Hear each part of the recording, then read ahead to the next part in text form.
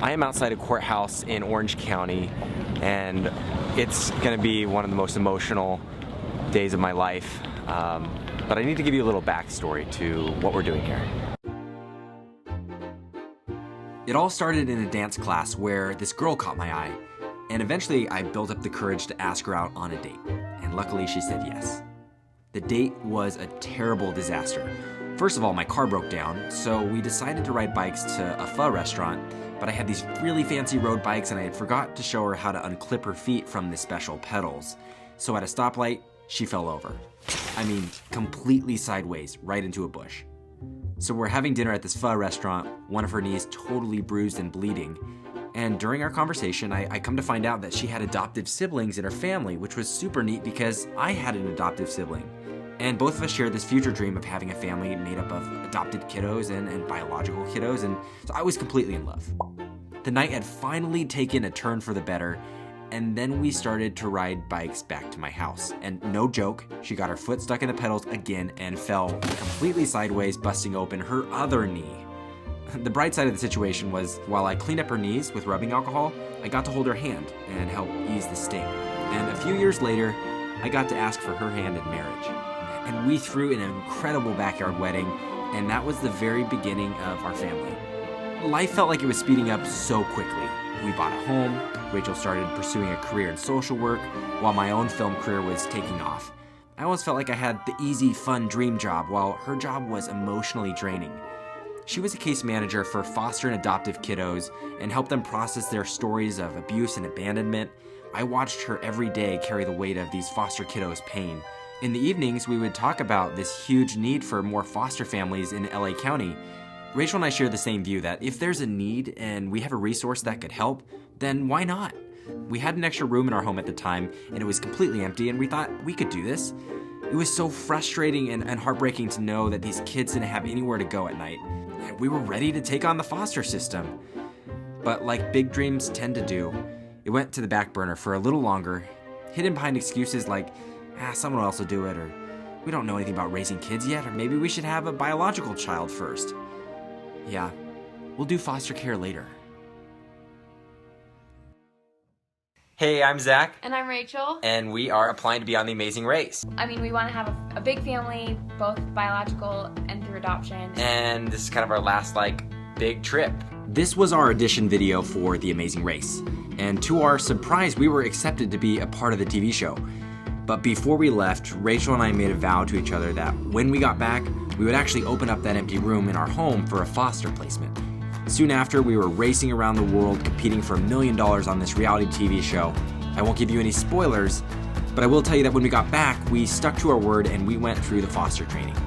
And the same day that we finished our certification process, we got a call for our first placement.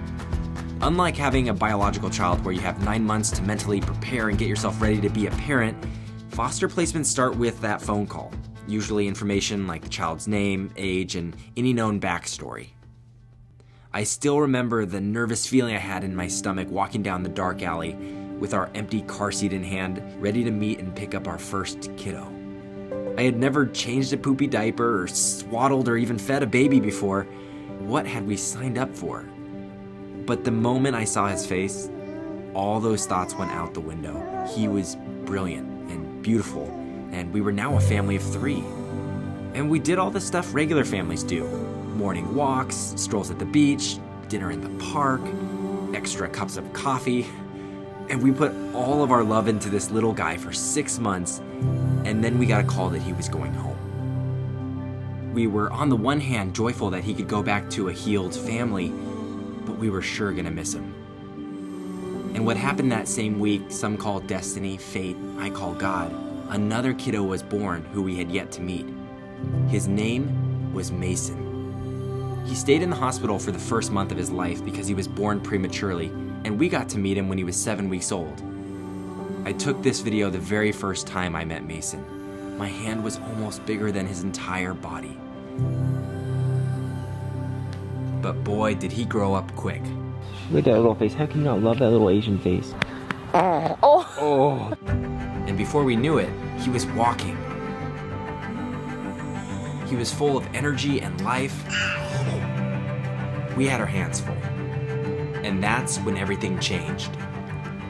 Read a shirt. This little pumpkin is gonna be a big brother? What? I'm pregnant. What? Oh my gosh. Those 9 months flew by.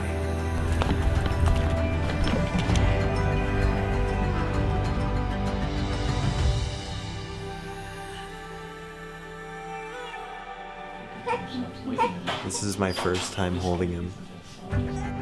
This is my biological son, Liam, who quickly bonded with his older brother, a brother who was about to stay in our family forever.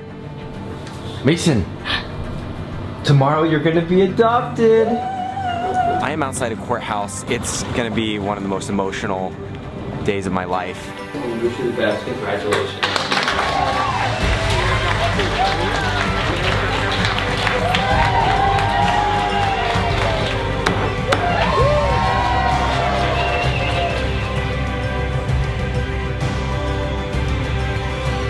Mason is officially adopted! Family looks different for everybody in the world. I like how Mother Teresa once put it. To change the world, go home and love your family.